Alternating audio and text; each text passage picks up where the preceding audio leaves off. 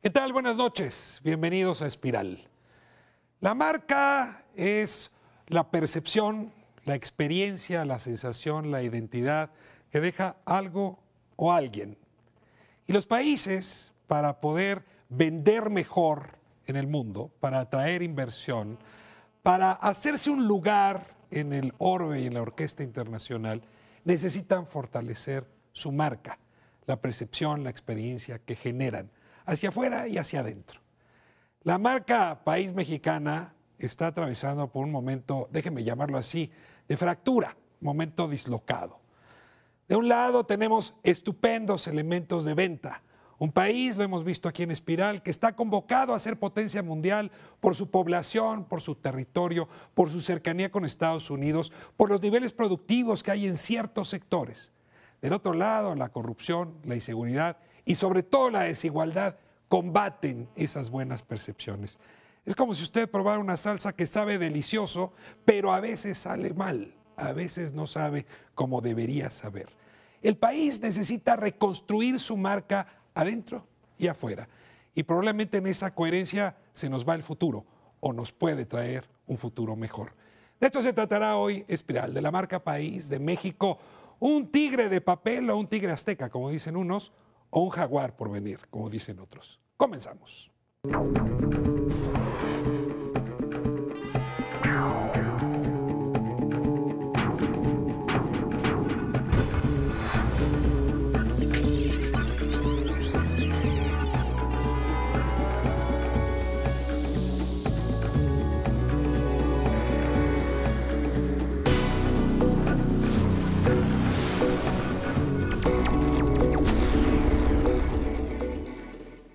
Abrimos nuestra conversación de esta noche para dilucidar si México puede ser un tigre azteca, como dicen algunos medios extranjeros, o es en realidad un tigre de papel. Y la verdad es que tenemos hoy la presencia de personas a las que respeto mucho, que han estado pensando en el tema desde distintas trincheras. Les agradezco que estén aquí. Y como es tradición en Espiral, que ustedes se presenten. Elisa, comenzamos contigo. Gracias, Ricardo. Pues soy Alisa Chelminsky, consultora independiente en temas de comunicación estratégica. Y en este tema al que nos convocas hoy, Ricardo, pues con una participación importante en la promoción internacional de México desde el Consejo Mexicano de Inversión, en una época que recordaba con Julio, pues fue una época muy emocionante para el país, toda la negociación del TLC. También participando en cómo involucrar a la sociedad en el combate a la corrupción desde la Secretaría de la Función Pública y finalmente en la asesoría a empresas e instituciones en cómo comunicar lo que son. Has visto distintos momentos de este país y valdrá la pena traer esa experiencia. Los he visto y por eso me parece bien interesante que nos hayas convocado hoy, porque creo que México es un gran producto ninguna marca puede progresar si no tiene un buen producto atrás. Lo que no podemos es dejar esta marca en manos del, digamos, del imaginario colectivo. Muchas gracias, Elisa. Vamos a hablar de esto a profundidad. Julio. Bueno, qué buena oportunidad hoy de estar aquí con tan distinguidísimos participantes y que nos has convocado a hablar algo que es fundamental para un país, su propia imagen y cómo la proyecta, cuáles son sus propios sentimientos, cuáles son sus estructuras mentales y qué es lo que realmente proyecta. Y en esa, digamos, dicotomía que a veces existe en las sociedades, pues podremos encontrar qué es lo que debemos de hacer para lograr en el futuro una situación de estas. Te agradezco, mi nombre es Julio Millán, yo soy economista, empresario, estoy en la Sociedad Mundial del Futuro, que es una de mis grandes hobbies, y la verdad es que la posibilidad de hablar sobre México siempre me apasiona. Quisiéramos tener todos un hobby como el tuyo.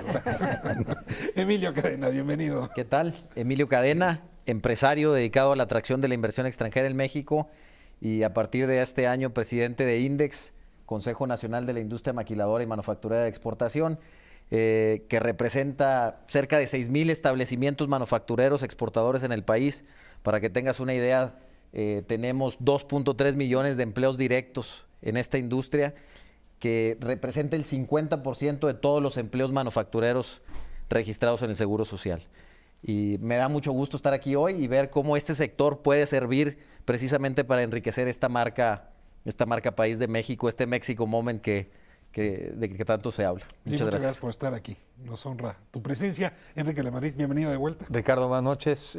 Soy Enrique de la Madrid, director del Banco Nacional de Comercio Exterior.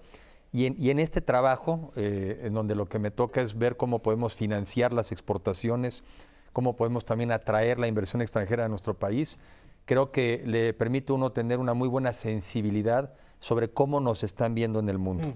Y de eso me gustaría, obviamente, tener la oportunidad, porque el día que nosotros nos veamos como nos ven en el mundo, yo creo que ese día este país ya la hizo. O sea, la seguridad la puedes obtener del espejo extranjero, más que del espejo nacional. Pues yo creo que a veces hay etapas en donde los extranjeros son más optimistas sobre nosotros y luego se rezaga eso, o al revés. Pero creo que ahorita en el mundo hay una percepción muy positiva sobre nuestro país, y esa parte creo que si la supiéramos y la conociéramos también nos ayudaría para proponernos metas más ambiciosas. Está de moda el tema marca país. Ahora que trajeron a los embajadores y los cónsules, los metieron a todos para pedirles que promovieran la marca país. Hay una ya larga teoría y literatura sobre el tema.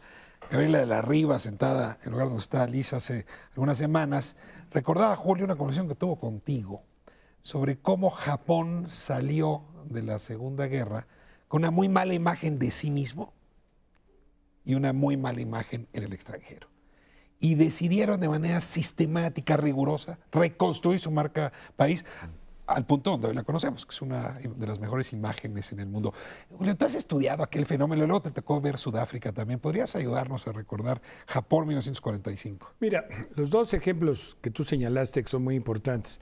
El primero de ellos en Japón, pues se pierden todos los valores después de la guerra, se pierde lo que era la teocracia desde el punto de vista, digamos, militarista que tenían, era un gobierno teocrático militarista. Hirohito era Dios, pues. Hirohito era Dios. Se pierden todos esos valores, pero entonces ellos deciden no perder sus tradiciones, pero reconstruir un concepto que es el concepto Do, que es el concepto de la perfección, e implantarlo en la sociedad y en todas las actividades económicas y sociales. O sea, hacerlo lo mejor posible, copiar lo que puede ser copiable y mejorarlo. Entonces, los japoneses en una época eran eminentemente informales después de la guerra, estaban muy confundidos, hacían muchas mentiras, por supuesto, en ese entonces. Ustedes dirían hoy, sobre todo los jóvenes, que todos son aquí más jóvenes que yo, obviamente, dicen, bueno, ¿y cómo es posible que los japoneses decían mentiras? Pues sí decían, y no llegaban a una cita y copiaban, pero tenían un objetivo. Entonces el país se construyó a través de un objetivo, que es camino a la perfección. Entonces se aplicó en todo. Ustedes conocen, como dice, judo, D-O, ¿no? Karate, Do, en el deporte. O sea, y así fue. Encontraron, y esto fue gracias a que se estableció una dinámica que se fue incorporando en todas las actividades económicas y sociales. Y los japoneses comenzaron a creer en ellos mismos. Comenzaron a creer que lo que estaban haciendo era lo correcto porque tenían ciertos beneficios. Y tenían una disciplina que no se desgarraban las vestiduras como nosotros. Terminaría diciendo que el otro aspecto que me pareció muy interesante, nada más para fijar un poco, es el Montflair de lo que es Sudáfrica. A mí me impresiona, ahora que ustedes están en Sudáfrica, cómo un grupo de líderes deciden, 22 líderes, crear un nuevo país con el peor sistema de apartheid que había en el mundo. Algo realmente terrible. Y encontraron los factores para unirlos. Claro, entre de ellos factores que hoy se le da todo el mérito a Mandela. Madiba, que es propiamente cómo encontrar esa congruencia entre intereses dispersos y encontrar un objetivo común, que era crear una estructura que les permitiera continuidad en el mundo, con felicidad. Parecería con felicidad. ¿Cómo ser la felicidad un elemento? Entonces usaron sus tradiciones, sus bailes, su música, sus conceptos con la felicidad. Y entonces lo proyectan así, con una serie de dificultades desde el punto de vista de diferencias sociales, de pobreza. No, pero sin duda Sudáfrica hoy tiene una imagen, digamos, positiva en comparación con la que tenía en la época de Leclerc. Antes de pasarle a ver, pero a mí lo que se me hace muy interesante de esto es que todo empieza con una conciencia colectiva, de rumbo, de visión, de lo que queremos ser, de qué nos creemos como mexicanos. Y a mí me parece que tenemos que dar ese paso. Yo lo veo hacia el interior del sector también, qué conciencia colectiva tenemos sobre qué es la manufactura de exportación del país. Y tenemos que empezar desde ponernos de acuerdo nosotros, en las propias cámaras, instituciones, clústeres, y definir esa cultura colectiva. Antes de eso es difícil tener pertenencia, tener rumbo. A ver, déjenme pasarles, nada más para la continuidad narrativa de este programa, algunas de las reflexiones que justamente Gabriela de la Riva trajo aquí. Y quisiera pedirles una reacción a lo que van a ver, y sobre eso arrancamos la conversación con ustedes tres. Le pido a producción que nos la ponga. Nosotros nunca pensamos que nos vieran tan mal en el exterior. Una sola palabra y es terrible, sleazy. Sórdido, resbaloso, esta cosa, digamos, nos ven muy mal. I think the general opinion of Germans about Mexicans is that maybe they are a little bit lazy and laid back. If I tell people I travel to Mexico, they are, take care of yourself, maybe that's not safety and yeah, stuff like this. Está esta imagen poco, si no mentiroso, sí que no es confiable.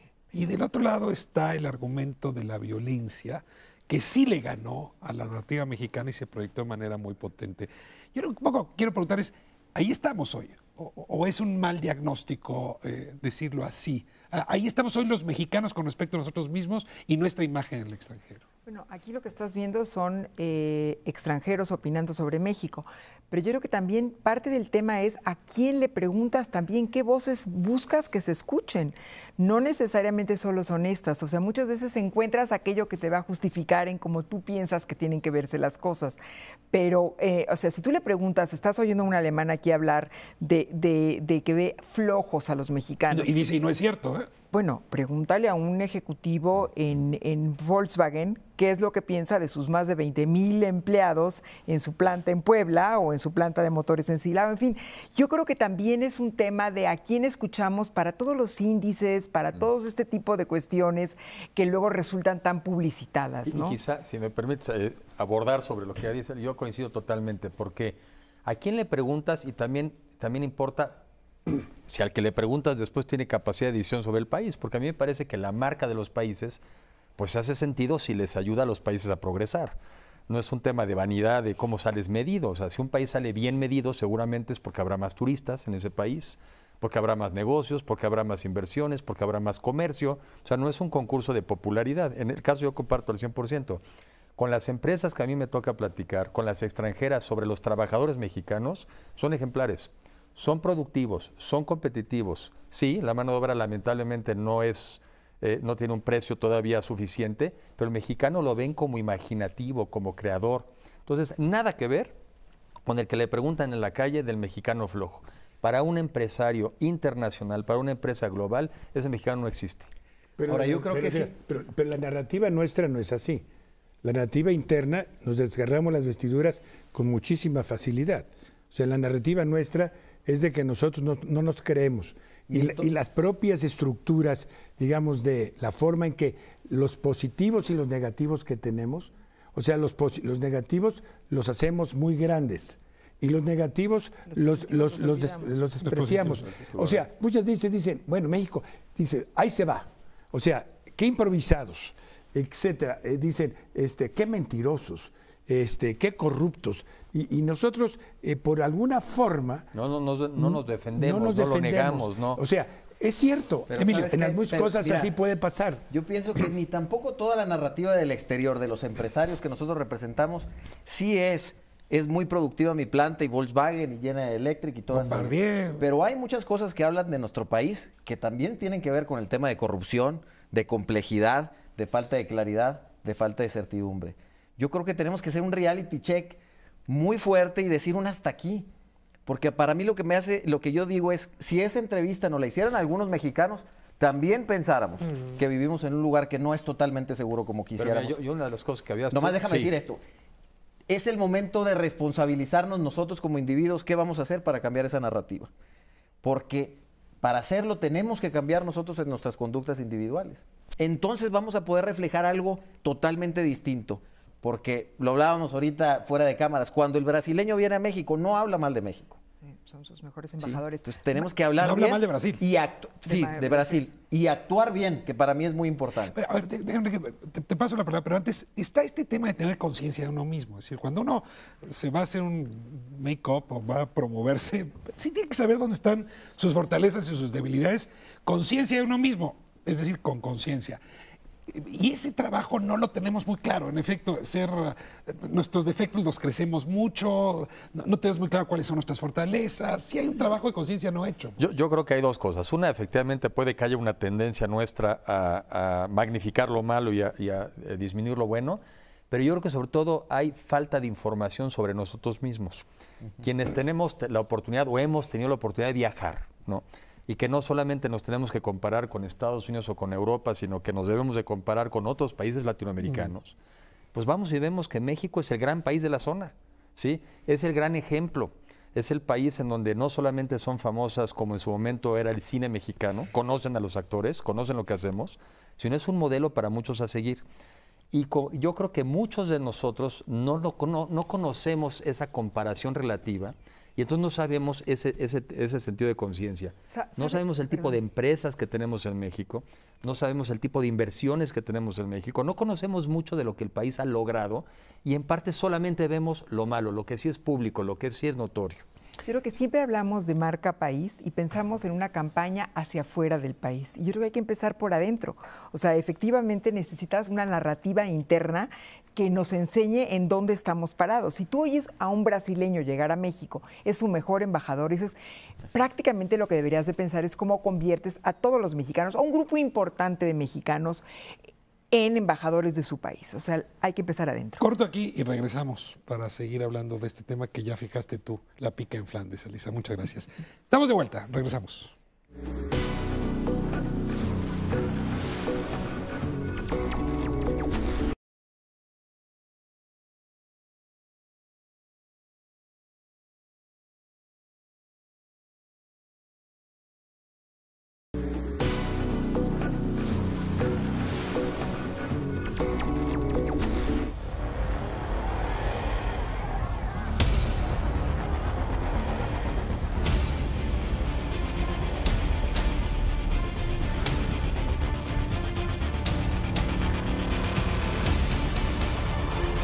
Welcome.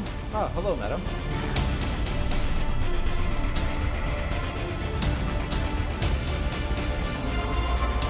Cancer cells removed.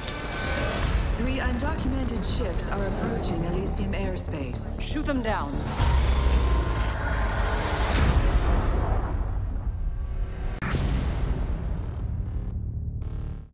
No es que le esté haciendo aquí publicidad a una película que estaba recientemente en el cine, pero es una de las tantas películas hollywoodenses donde los estadounidenses transmiten una imagen de México. Esto es Los Ángeles 2114, en un lugar pauperizado, envilecido, que por cierto se grabó aquí en el bordo del Xochiaca, en Xochimilco, y luego este otro extremo de una parte muy rica, alejada. Y la verdad es que si uno de repente y compara Interlomas con el bordo del Xochiaca o Ciudad Juárez con El Paso, pues ahí está ese reflejo. La imagen de México también es esa, no solo es la de la violencia, es la del país desigual, dislocado, fracturado. Y por más que queramos inventar una narrativa, eso se está repitiendo en las pantallas de Estados Unidos todo el tiempo. Y son nuestros mexicanos también los que han llevado esa imagen, que son embajadores nuestros. Tú hablabas de los brasileños en el mundo. Nuestros mexicanos, los mexicanos que emigraron, que están llevando también esa imagen del México dislocado. No sigo con el argumento. No es tan fácil para nosotros construir nuestra imagen cuando tenemos que pasar por el tamiz y la mediación de la pantalla estadounidense. ¿Por qué no puedes hablar del camello si no tienes mal del camello, si tienes un mal camello? O si no te crees que es un buen camello. Entonces estás engañando a la gente. Entonces tú tienes que tener mucho cuidado de que tener cierta congruencia entre lo que pasa interno y pasa externo. Pero no todo es universal y unívoco y todo es, digamos, holístico. O sea, en el sentido de que todo es todo. O sea, hay fracturas. En Estados Unidos existen muchísimos problemas como en Europa, como en otros países, y si nosotros viéramos el estereotipo del americano, veríamos un estereotipo que a nadie le agrada.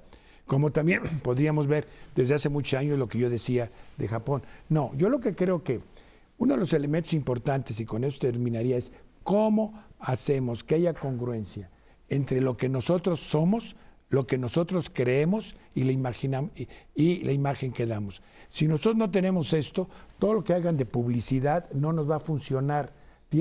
La publicidad tiene que estar sujeta a algo real. Y sí tenemos cosas reales que ofrecer. Lo que pasa que no las estamos desarrollando y no las estamos vendiendo bien. Elisa. Es pensar cómo sí lo podemos hacer.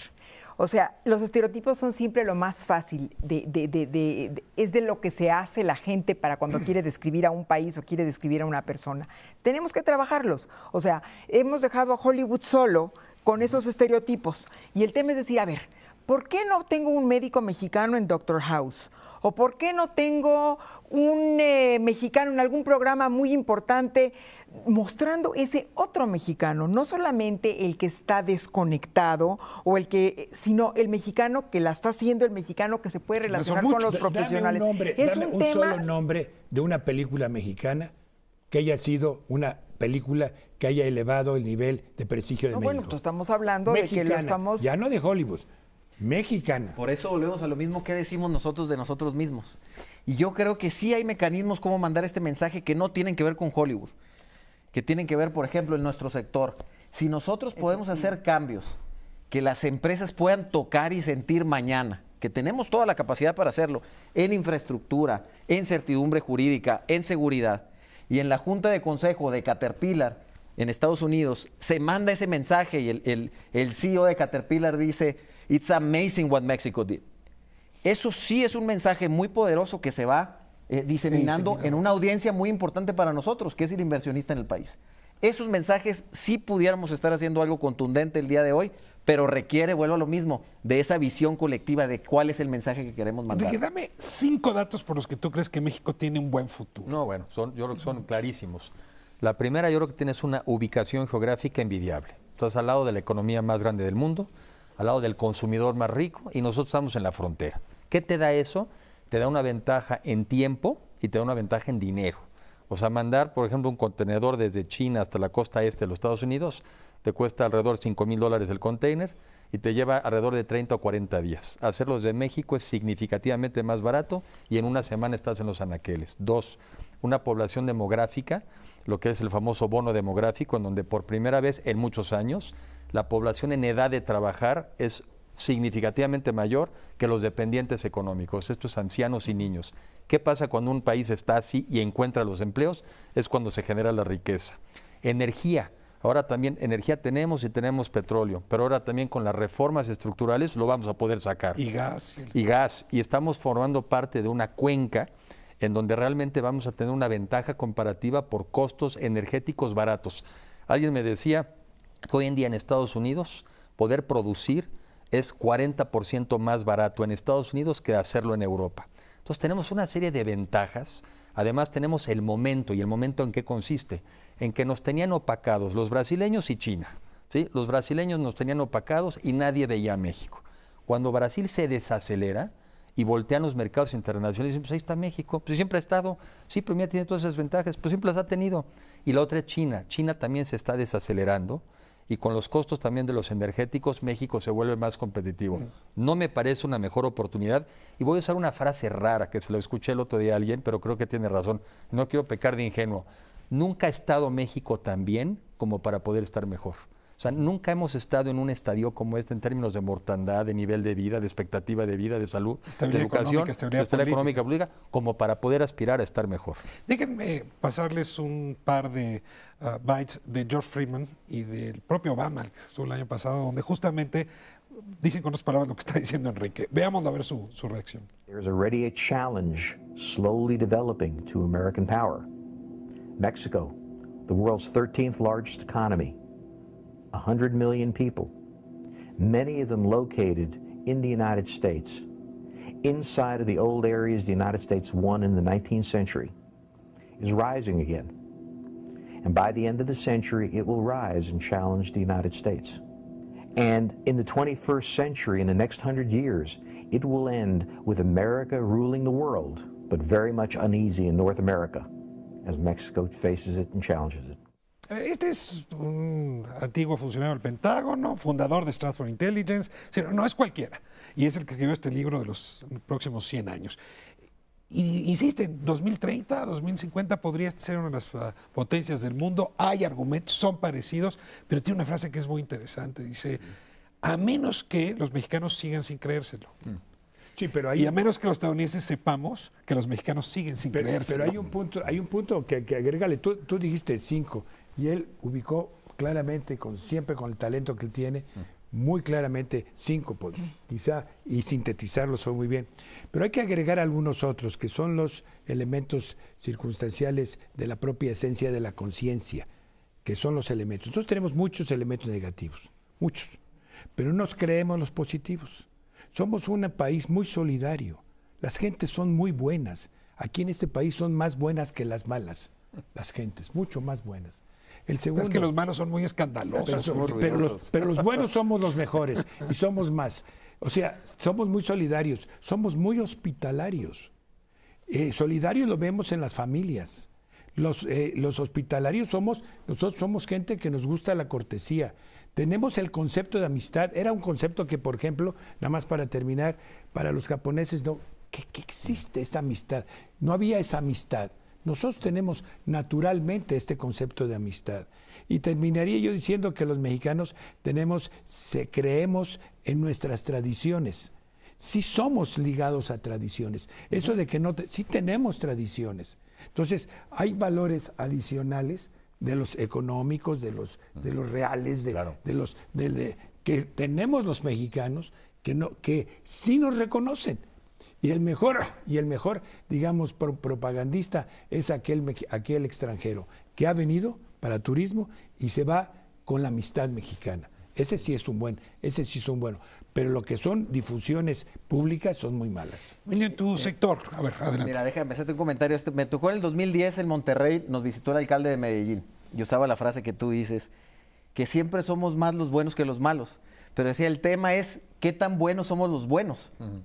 Y yo creo que, por lo que yo soy optimista, es que sí creo que hay algo que está cambiando en México que nos puede propulsar a hacer esto que estamos hablando y que vemos en los videos. Es que por primera vez nos estamos dando cuenta que la participación ciudadana, que juntarnos, que ser parte de la comunidad en forma proactiva, responsable, es la única forma de cambiar el país. La sociedad civil organizada es la forma de cambiar el país, es la forma de pedir, de demandar, de exigir, de colaborar también, que yo creo que además ahorita en nuestro sector, después de venir de algunos meses complejos, estamos en una extraordinaria posición con el gobierno para poder construir. Creo que nos entendimos un poquito mejor las dos partes y yo sí me siento optimista, Ricardo, que podemos construir a través de la sociedad civil organizada, en participación realmente en colaboración con el gobierno para construir esa visión colectiva y ese México. No que somos ahorita, que coincido contigo, hay cosas muy buenas. El tema es qué tan buenos podemos ser y yo creo que con pequeñas cosas podemos dar un salto cuántico en la visión de lo que es México. Fíjate, el tema es aquí quién lo dice. O sea, lo dice este hombre que tiene pues una voz que comunica y a la que la gente le cree. Hay que encontrar esas voces acá, hay que encontrarlas entre los propios mexicanos que han tenido experiencias exitosas y abrir los espacios para que puedan hablar. O sea, no siempre puede hablar el gobierno, no siempre puede hablar un gran empresario. Hay una multiplicidad de actores que tienen experiencias positivas que las tienen que contar. Y yo creo que el esfuerzo tiene que ver con eso, con cómo los orquestas. A ver, ya, no nos la creemos. Déjenme pasar el video de Obama en Antropología el año pasado. Y acuérdense lo que dijo la prensa al día siguiente de esta declaración. We're also seeing a Mexico that's creating new prosperity, trading with the world, becoming a manufacturing powerhouse from Tijuana to Monterrey to Guadalajara and across the Central Highlands. A global leader in automobiles and appliances and electronics, but also a center of high-tech innovation, producing the software and the hardware of our digital age. One man in Querétaro spoke for an increasing number of Mexicans. There's no reason to go abroad in search of a better life. There are good opportunities here. That's what he said, and you were an example of that. And in fact, I see a Mexico that's lifted millions of people from poverty.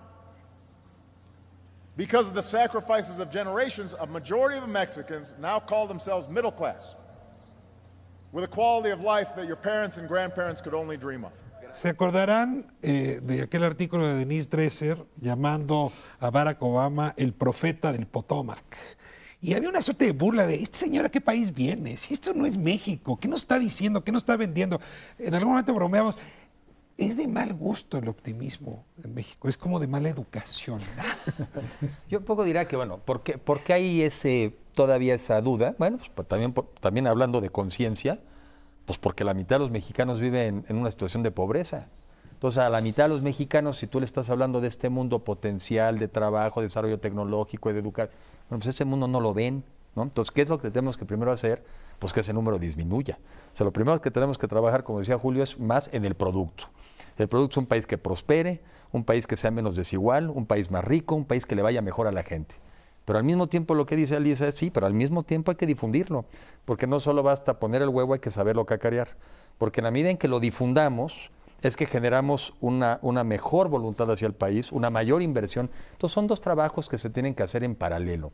Tú no te puedes esperar hasta que estés tan bien para entonces irlo a decir. Pero tiene que estar basado en la realidad, para que, como dices, sea creíble, para que lo puedas tocar, para que lo puedas palpar. Y yo diría que hay que primero difundírselo a los propios mexicanos, pero reconocer también nuestras insuficiencias. Ahora, tú acabas de hablar de un tema, es los líderes de opinión. O sea, a veces hay que saltarse a esos líderes de opinión, o sea, a los medios inclusive, y llegar a otro tipo de sectores donde puedas hablar directamente con la gente, porque si lo que estamos viendo es un discurso fantástico, que al día siguiente se convierte en, lo puedes romper, entonces quiere decir que dentro de ese esfuerzo organizado tenemos que encontrar conductos y caminos para llegar a transmitir el mensaje directamente con la gente que va a empezar a hacer que esta profecía se vuelva una realidad, que ya lo está haciendo. O sea, el tema no es solo, Enrique menciona la narrativa de México, digamos, lo que la vuelve fuerte. Un tema importantísimo es, tenemos la experiencia haciéndolo. O sea, no estamos hablando de lo que podemos hacer a futuro, ya lo hicimos. O sea, a diferencia de lo que hablabas de Japón, eso lo hemos hecho a lo largo de los últimos, no sé, 40, 50, 60 años, donde hemos construido un país con una base industrial importante, donde las empresas invierten cada día.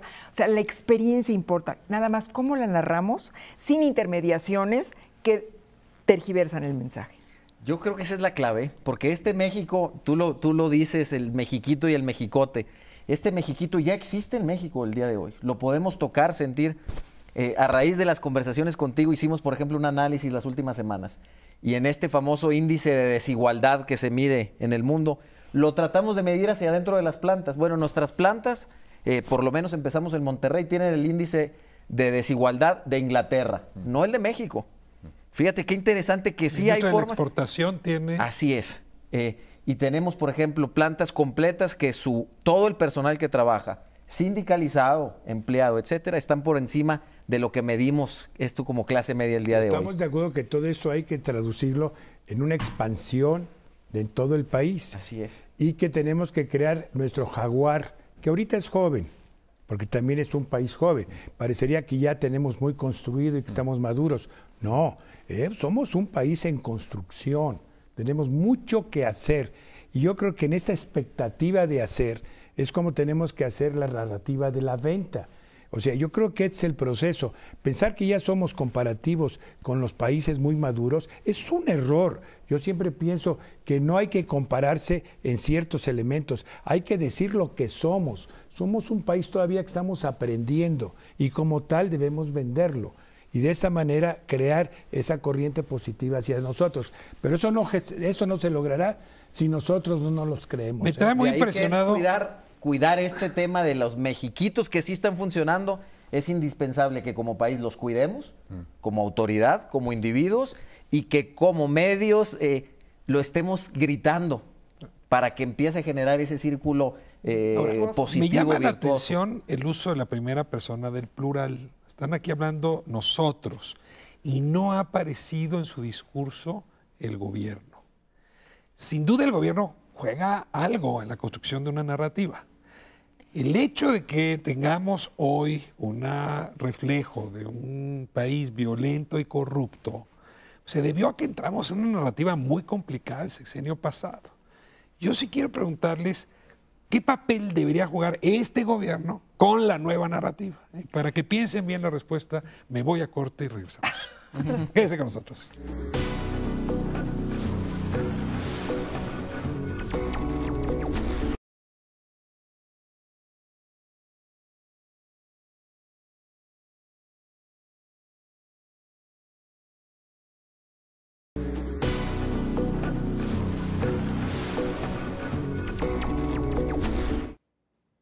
Bueno, ya nos advirtió Julio Millán que esto, México, no es un tigre, es un jaguar joven, y no es de papel, es decir, es un jaguar que tiene futuro. ¿Qué hacemos, Elisa? Te interrumpí. ¿Qué papel debe jugar el gobierno en esa narrativa? Mira, en esto de la marca, el papel más importante, el elemento central son las políticas concretas. Y ese es un papel del gobierno. Y yo creo que en este momento estamos en una posición privilegiada para que, aunando todo lo demás, teniendo políticas concretas, o toda la camada de reformas que vamos a instrumentar, son esas políticas concretas que por eso hemos visto la reacción que hemos visto en todo el mundo. Por eso en Davos los comentarios sobre México, por eso los comentarios de Moody's, porque finalmente están valorando esas políticas concretas que finalmente es el trabajo más importante del gobierno. Marketing por sí solo, sin políticas concretas atrás, no sirve de mucho. Y ese es el papel. Tengo aquí la... Te escucho. No, y otro tema más es cómo orquestar el esfuerzo. Yo creo que sí, el esfuerzo es un esfuerzo orquestado con el sector privado, con la sociedad civil, con los ambientes culturales, pero el orquestador sí tiene que ser el gobierno. Tengo aquí la frase de un mexicano que no es miembro del gobierno, pero parece que sí, dice: México se está convirtiendo en la plataforma de inversión más atractiva del mundo. Firma José Ángel Gurría en Davos. ¿Es cierto que el Pacto por México es el argumento principal o debe ser el argumento principal de venta, Emilio? Mira, para mí el tema tiene que ser, está bien el Pacto por México, está bien las políticas públicas, pero nosotros los empresarios solamente nos importa cuando esas se convierten en condiciones de trabajo y en condiciones de hacer negocios reales del día a día. Certidumbre jurídica, seguridad, infraestructura, talento desde nuestro sector. Con eso tenemos. Pero si no llega al punto donde nosotros la vivamos, la sintamos, podamos ambiente tocar empresarial, el ambiente de negocios, entonces no se va a hacer. Pero a ver, hablando yo un poco de eso, porque yo noto ahí la diferencia, la noto luego. Tú vas al extranjero, cuando vamos a estas misiones de trabajo, y son este último año, y no hablo ahorita del tema de la seguridad, o el no tocar el tema de la seguridad, sino este último año son las reformas estructurales lo que es la gran noticia en el exterior. Y esos son hechos, ¿no? Eso lo que acreditaron, y justamente lo que señala una agencia calificadora, es la capacidad de negociación y de gestión de los mexicanos llegar a un acuerdo. Entonces, eso ya es el pacto. A mí lo que me empieza a molestar es cuando los mexicanos que hemos logrado hacer eso, ya inmediatamente empiezan a cuestionar, sí, pero vienen las reformas estructurales, las secundarias. No, a ver. Cualquier gobierno sexenio se hubiera justificado con solamente una de esas reformas constitucionales del año pasado. ¿Cuál quieres? ¿La educativa, la energética, la de telecomunicaciones, la de competencia económica? Entonces, Emilio, empecemos por reconocer lo que sí hicimos. O sea, el año pasado, el Estado mexicano, los partidos políticos lograron romper 20 años de inmovilismo y de falta de acuerdos. Ahora sí platicamos de qué tenemos que seguir haciendo, pero es un logro que en el extranjero se está reconociendo. ¿Y qué le va a dar a México? Pues un nivel de crecimiento económico superior al que venía trayendo. Es lo que están valorando. Siempre y cuando, Enrique, siempre y cuando. Ahí está la calificación. El crecimiento se va a dar siempre y cuando, que yo estoy totalmente a favor de las reformas, siempre y cuando esa reforma energética logre hacer que nosotros en la industria hagamos ese gap que pagamos 60% más de luz que Estados Unidos. La reforma es para eso. Pero la reforma solamente sirve si da resultados. La reforma es para eso. Bueno, es un buen inicio, pero solamente sirve si podemos tener la luz competitiva. Yo creo que tenemos que luchar por la direccionalidad.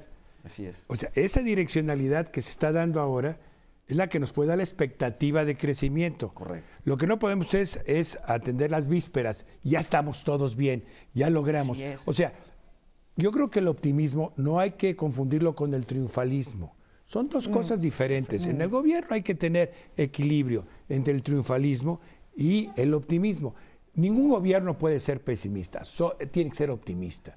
Pero lo que no se vale es de que sea triunfalista antes de tiempo. Entonces, cuidado con eso. Nosotros tampoco tenemos que desgarrarnos las vestiduras. O sea, tenemos mucho que hacer. Y yo creo que el concepto es aterrizarlo en hechos muy, muy concretos, que es empleo. Empleo y distribución justa de la riqueza. Yo creo que esto... Empleo formal. Formal. Esto nos va a ayudar a ir cambiando nuestra narrativa y no comenzar a considerar que somos un país en desastre, sino somos un país en crecimiento. Pero esto es diferente a la narrativa que tú mejor que nadie, que es una gran experta, que se hace muchas veces tratando de vender el paraíso, el ideal de México afuera. No es correcto. Yo creo que mucho hay que ajustar en los mensajes, los empresarios a la realidad, el gobierno a una situación no triunfalista, sino optimista. Y yo creo que aquí juega un papel importantísimo los medios. Si los medios no entienden que son parte de una estructura de venta, de promoción, de equilibrio social, estamos perdidos. Ahora, los medios en su conjunto son en este país desafortunadamente distorsionadores sociales. Yo quiero clarificar, yo soy optimista. Aquí todos encajamos los golpes necesarios. Yo soy optimista del momento. Yo creo que México es un extraordinario lugar, otra vez vuelvo a lo que yo conozco, que es la manufactura de exportación. Es un extraordinario lugar para la manufactura de exportación. Si aterrizamos esto en hechos reales, en condiciones reales de negocio, podemos ser el mejor país para la manufactura de exportación de todo el mundo. Porque tenemos el talento, que es lo más importante. Nos faltan estas otras condiciones de competitividad que ya sabemos que nos hacían falta. Dimos el primer paso en la parte de política pública. Vamos a hacer lo que sea una realidad y seguir trabajando en esa dirección. Coincido contigo en esa parte. El camino es muy bueno. Nos falta, sin duda.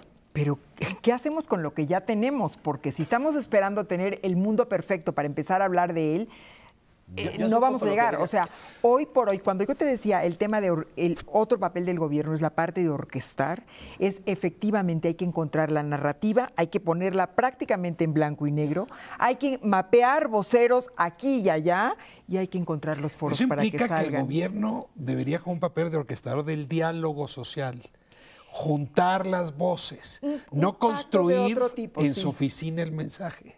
Que es muy distinto, ¿eh? Gobierno que hace el guión y dice, esto es lo que todos tienen que decir. Entonces, y otra cosa es muy al estilo japonés, vamos a construir un diálogo público que se vuelva narrativa nacional. Ahora, déjenme llevarlos a otro tema, y perdón que juegue de aguafiestas, digamos, tampoco quiero ser pesimista, pero nos merecemos el ajuste que propones, Julio. Hubo mucho enojo en las redes sociales, quizá por este mal gusto al optimismo, con la portada de la semana pasada, antepasada del Time, donde se coloca a Enrique Peña Nieto como el gran salvador, incluso es la palabra. Y claro, es que junto a esa portada, pues está el fenómeno Michoacán, y está el derecho de piso que se cobra en Veracruz, y está el robo de los transportes, y está el robo de combustible, es decir, un problema no resuelto de seguridad. Entonces, ¿cómo hacer, perdón, es que tengo que estar volteando para un lado y para otro, a esta esquizofrenia mexicana que me va a reventar el cuello, y no nada más a mí, sino a todos nuestros paisanos? ¿Cómo hacer con esta espina bífida, digamos, que traemos de realidad? Para empezar, no es tan bífida, porque una cosa es lo que decía la portada, y otra es lo que decía el artículo. O sea, también hay que entender que el artículo era mesurado en términos de lo que a México le falta. Lo que pasa es que nos vamos por la primera impresión y perdemos la sustancia, ¿no? Entonces yo creo que tan bífida no. O sea, el artículo no era tan incoherente, estás diciendo. Ya no era tan incoherente. El artículo, ni era tan positivo. No era ni tan positivo de México, pero sí habla muy bien de estas reformas estructurales que se están llevando a cabo, cómo aumenta el potencial de crecimiento del país, pero también pone, y pues es una realidad, las insuficiencias y lo que todavía no hemos logrado como país. ¿Qué hacemos con la inseguridad que no se corrige todavía y no es buen elemento de venta? Yo creo que el tema de inseguridad tiene que abordarse en términos totales y macros. O sea, a medias tintas no se puede operar el tema de seguridad. O sea, la inseguridad siempre existirá. O sea, empecemos. No hay país que no tenga inseguridad. Lo que pasa es que el nivel de inseguridad ha rebasado las estructuras institucionales para llegar a un extremo en el cual tengamos que supuestamente ciudadanos tienen que autodefenderse. Eso es inaceptable. ¿Qué es lo que debemos de hacer? Pues es convocar, como se debe de ser, a que ningún ciudadano, ningún activista en cualquier actividad y en el gobierno, lo que es los diputados, los senadores, los ministros de la Suprema Corte, los miembros de las fuerzas de seguridad, todos tienen que respetar el Estado de Derecho y tienen que hacerlo cumplir. Y esto me parece que va a ser un elemento sustantivo, porque si yo estoy viendo, yo mexicano, cualquier ciudadano como cualquiera de nosotros, ve que se están armando las fuerzas, las agentes civiles, armándose con estructuras verdaderamente distorsionadas, yo no creo en el Estado de Derecho. Yo pienso que el Estado de Derecho no existe. Entonces, eso es un elemento que ahí sí, la duda no tiene menor duda. El gobierno es el responsable. Para eso damos nuestros impuestos, porque ese es el primer privilegio que tiene el que paga impuestos, es tener la respuesta de un privilegio de vivir en paz, independientemente de lo demás. Si tú pagas impuestos, tú tienes la obligación de ordenarle al que le pagas que te dé la paz, que te dé la libertad. Ese es el punto. Entonces, yo sí quiero terminar nada más con un detalle. O sea, toda esta parte, digamos, bonita de las actividades, ese es un punto, la parte social y la parte de seguridad que nos puede hacer daño. Si lo logramos controlar, el jaguar mexicano será histórico. Habría que utilizar una frase de mi amigo Leonardo Curcio, que dice que tenemos que aprovechar el farol de la calle para alumbrar la casa. La idea de construirnos una marca país, de proyectar una buena imagen, porque eso nos va a sacar a todos del atraso, puede de alguna manera influir en que adentro nos pongamos de acuerdo para enfrentar corrupción y enfrentar desigualdad.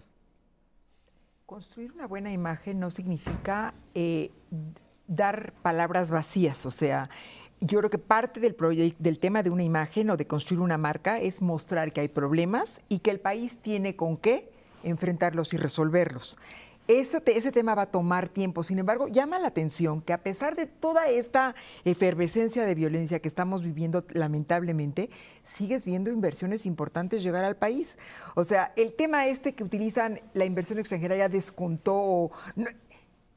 Lo que hay que entender es que el país sigue caminando y no podemos parar esto mientras resolvemos aquello. El tema es cómo mantenemos los equilibrios. Si hay un problema, estamos enfrentándolo de esta y de esta forma, estamos tomando las medidas correctas para hacer que la economía avance y vamos a ponernos a hablar también de esos temas. Yo lo que digo es, efectivamente así es el caso, nuestro sector es un ejemplo de ello.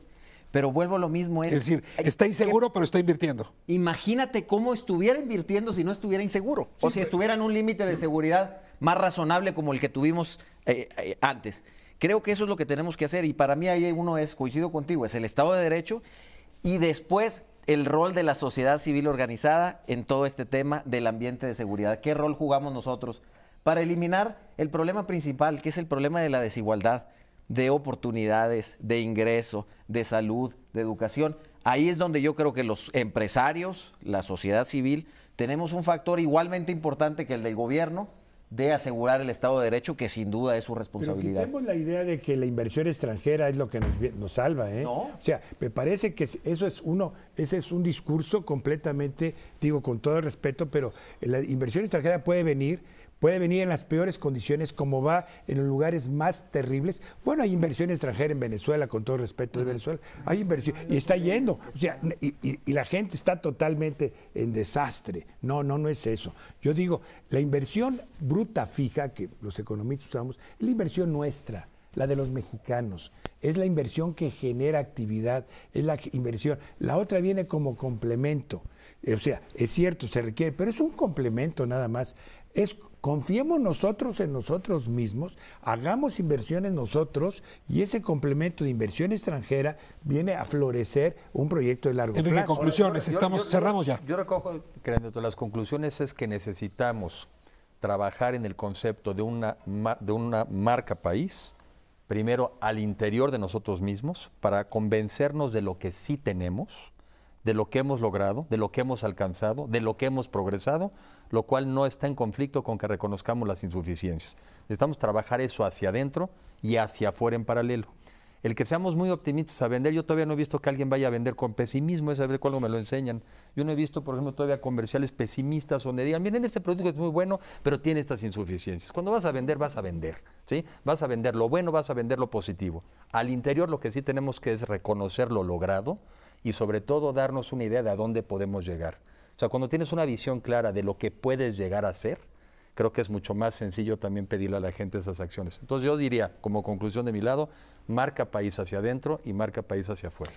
Cerramos el programa de mi lado con un deseo, darle coherencia a los dos mensajes. Es decir, lo decía muy bien don Julio, pues uno puede hacer un enorme esfuerzo para vender un buen camello, pero pues si el camello no trae jorobas o no está bien plantado en sus cuatro patas, pues muy rápido se van a dar cuenta que la venta fue tramposa. Lograr la coherencia entre los dos mensajes probablemente, pues a lo mejor no a nosotros, pero sí a la siguiente generación la van a colocar en una narrativa y una historia totalmente distinta a la que nos ha tocado ver a este jaguar tan joven al que se hacía referencia. Creo que han prodigado mucha inteligencia y muchos argumentos este programa y por eso les doy las gracias. Y a ustedes les doy las gracias por habernos acompañado esta noche aquí en Espiral. Nos vemos próximo miércoles, Canal 11.